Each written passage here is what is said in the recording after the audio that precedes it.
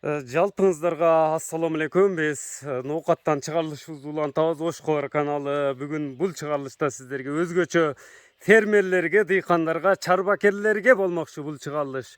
Өзүңүздөр экрандан алыстабай көп болуп туруңуздар. Мына бул чыгарылышыбызда биз жаш бизнесмен, ишкер Касым мырзанын үйүнө келип отурабыз. Ноокат районуна караштуу Салиева айыл өкмөтүндө турабыз бүгүн.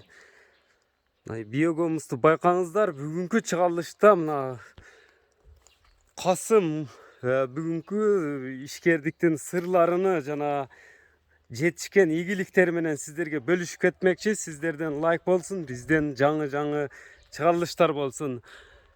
Мына экранда өзү да көрүнүп калды. Касым Миллион. Ассаламу алейкум. Кандай Касым? Ден соолуктар жакшыбы? Иштер жакшыбы? Ишти катыр утасың. Бизнести баштадың. Уже бизнесиң үзүрүнү берип аткан экен. Мына бизди чакыртыпсың. Келип калдык. Эми өзүң бир чекеден айтып бере бер, Касым. Бул азыр биогомуз биз эл көп ушуга таштап атат. Акыркы эмелердечи. Бул жүндүн астында турабы азыр? Ооба, жүндүн астында мына. Бул уже даяр болуп калган экен, мына жептип койгону. Жебитип мына көң эме болуп калган. Сойдулар мына чекеге чыгып калган да. Чекеге чыгып калганда уже даяр болгон Даяр деген. болот, ооба. Бул ошондо кайсы түрүнү өстүрүп атасың? Мына сөлжанын кайсы түрү бул сорту? Калифорния сөлжан деген эме. Калифорния сөлжуланы. Сөлжан. Сөлжан. Биогомусу дагы сатылат азыр, Ооба, биогомус. Азыр эми бул жерде канча жерде турат? 1, 2, 3, 4, 5, 6. Мына жерде дагы турат, Ооба. Канча портер көң салынган эми буга? Бул жерге мына жагы башка эме болгон. Бияктан көчүргөнбүз. Көчүрүлгөндөрү булар. Жак көчүрүлгөн. Бияга 17 портер көң салынган. Азыр 17 портер көңдө турат. Ооба. Жагы салынган. Салынганы? Келип салганыбыз 17 портер. 17 портерге эми канча сөлжан салдыңар эле? 17 портерге 600 кило сөлжан салганбыз. 600 килограмм сөлжан салынган. Ооба. Азыркы күндө бул качан салынган, эми канча убакта даяр болот мисалы?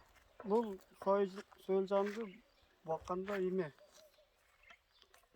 4 ай болду. 4 ай болду. Ооба. Эми жакында бирек эме кылабыз, мотор алып келебиз. Биогомусту. Биогомус менен сөлжан эленет. Эленет, ооба. Азыр эмес чыга элек. Сөлжанды чыгара элекпиз. Бирек күнү мына ошол запастагы көңдү эме кылабыз дагы, чыгарабыз. Ээлеп. Запастагы көң бул жакта турат да? Ошого бул биогомусун алып туруп башка көңгө отургузулат экен да? Ошондо бул баштаганда мына бул эмени сөлжанды баштаганда, мисалы кээ бирөөлөр айтып калат, баягындай деп атат да көбү.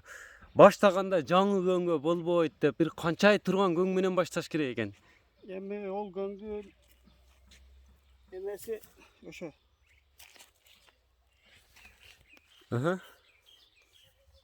3-4 айлык көң болсо жакшы болот. 3-4 айлык жаңы чыккан көңгө жакшы жебейби экен? Свежий болуп эме.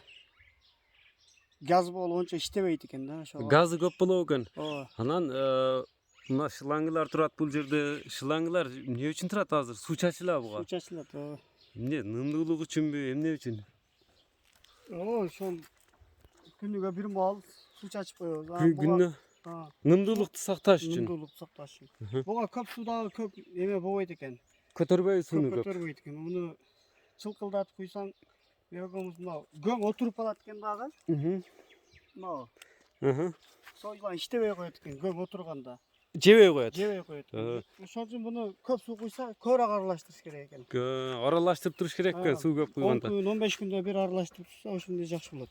Ошондо мына жүн менен бул жагына койдун жүнүнү көрүп атам.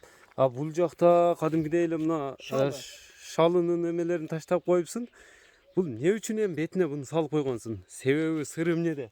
Эми бул мына жүндүн астындагы жакшы иштейт экен. Биогомусту.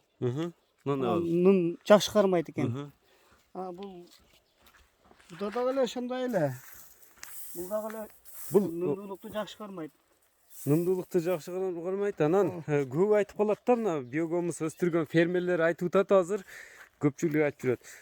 Бул биогумустун пайдасы дейт, үйдөгү мына мал алдан чыккан баягы шакал, мусорларды дагы эле ушуга таштап коесуң, кете берет дешип атпайбы? Ошолорду жейби? Жакшы жейби? Пари кемелер таштап коебуз дейт да жалбырактарды. Жалбырактарды жейт. Мекке мына. Koçak mani içine sok koyuyoruz. Мындай булар жаңыбы азыр, а? Жаңы салынған. Канча эми ушул жаңы жеп баштаганбы? Үйдөгө эле мына чыгып аткан кадимки эле мусорларды салып коет экенсиң да? Ушуну жеп биогумуска айлантат. Мына. Эми Касым. Отуруп алып айтчы ушул жерде. Эми мен дагы бир-эки суроо берейин сага. Бунун эмеси кандай экен? Мисалы түшүмдүүлүгү боюнча көпчүлүк айтып жүрөт, мына минералдык жер семирткичтерден жакшы экен деп атат да. Табигый болот экен, мына өзүбүздө өндүрүлүп, эч кандай мына минералдык жер семирткичтерсиз жерге эсептесең да биогумустун түшүмдүүлүгү жогору дейт. Сен иштетип көрдүңбү биогумус? İşletip gördük. Özümüzün alışka ketmeyle talagıda makellerge saldık. Жақсы oldu. Anan o yaka barıp oyladım pomidorunu көрүңүздөр. Бул жерге помидорго салынганбы? Ооба. Кана көрөлүчү анда. Көп айтат, мына өзүң бул жерге салып койсуң азыр. Көрсөтүп бер анда көрүүчүлөрүбүзгө кандай. Бул ошондо запасныйбы баягы 1-2 ай туруп калган көңдөр, а? Бул азыр 3 айлык көңдөр. 3 ай жазда чыккан көңдөр, кышында. Кышында. Буларды энди эртең баягы мотоблокко салып, майдалап, биогумус менен эмен ажыратканда буга сразу салып отургузуп кетет экенсиңер да? Муну жууп, 2 жолу жуасың. Жуулабы? Жууп туруп анан кийин газын чыгарып берип туруп анан чыгарып берип туруп анан ящикке салабыз, мына ящиктерге. Анан кийин бетиге койсок, анан сойулан чыгат. Ящикке салып эле койсоң буга өзү табып кетет. Саар койсоңуз кечке чыгат. Чыгып кетет. Ошондо мына Помидор. помидорлор буга салынган. Кандай салдың эле эми? Жаман өз помидорлоруң мына пышып даяр болуп калыптыр го. Мына жерге эле ичине эме кылып салып, бияка ийнеп койгонбуз. Кичине эле салып койдуң, бирок мына помидорлор өскөнү дагы өтө жакшы өсүптүр, а? Буну биогумустун пайдасы эми ушулар, мыналар бүтүн эле биогумус салынган ушуларга дагы. Бар жокко салынган, болгарскилерге салынган. Буларды эме кылып тургузуп коюпсуң. Ооба. Мында эч кандай дары, азот, селитра иштеген жок бул жерге. Дары вообще иштетпедик. Мындай болуп жакшы болду. Ошондо азыр ажыратылса Касым, биогумус канчадан сатылат? Мына көңү канчадан, анан сөлжандар канчадан болот килограммы? Биогумус чыккан эме көңүнү ошол 20 сомдон болуп атат. 20 сомдон көңү. Любой өсүмдүккө мындай картошка, пияз бар саса болот. Жер арык жерлерге салса болору. Жерлерге болот. Мына помидорлоруң уже пышып жеп баштапсың, а? Кызарып калыптыр. Мына биогумус табигый мындай биогумустан болгон эгиндерди көрүп турасыздар. Жанына өзүнүн үйүнө эле ушуну алып бакчасына салып коюптур туугандар. Вообще өсүп кетет экен, а? Же помидордун да сорту ушундайбы? Же биогумустун жардамы бул жерде эми? Өзүң дыйкан, фермер өзүң экенсиң. Биз бул жерге эме кылып көрдүк да, башында иштеп гомус чыга элек маалда. Нар өйдө жагы эгилген эди. Кийин гомус чыгарып буга салдык. Ошондо биогумус салынган жериң менен салынбаган жериңин да фаркы бар экен да?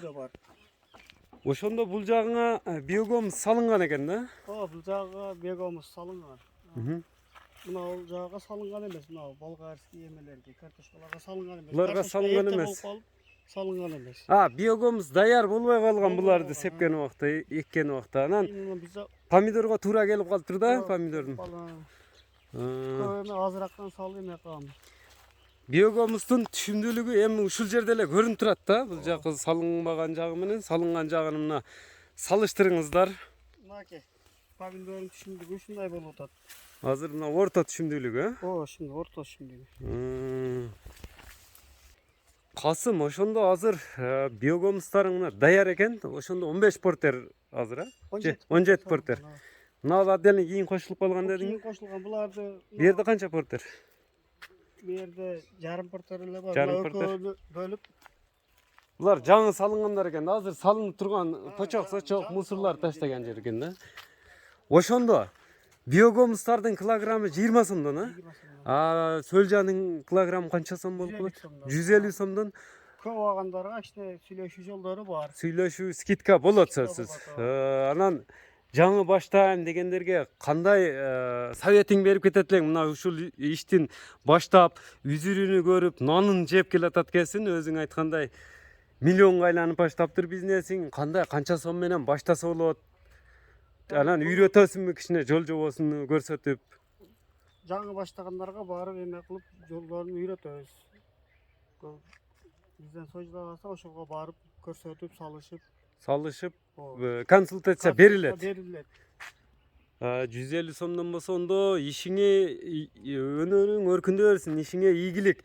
Байланышын телефон номериңи айтып койсоң, алуучулар болсо кайрылса болот. 73 менен 0773 менен 11 11 46 11. 46 11 номери менен WhatsApp номер, анан дагы бир номери 78 менен 0778 менен 65 65 06 73. 06 73 номерлерине кайрыла бересиздер. Мына биогомус бизнесин баштайын дегендер ойлонбостон Касым миллион менен байланыша бериңиздер туугандар. Өзү жол жобосун көрсөтүп, кантип баштайсыздар, кандай кыласыздар айтып, жол жобосун көрсөтүп, сиздерге мындай үйрөтүп коет. Же биогомус аласыздарбы, сөл жылан алсаңыздар да байланышсаңыздар болот. Мынакей өзүңүздөр көрдүңүздөр түшүмдүүлүктү. Саламатта калыңыздар. Түшүнбөгөн суроолор боюнча экранда көрүп турган фермер же бизнесмен ишкер дейсиздерби, байланыша бересиздер Касым менен. Саламатта калыңыздар.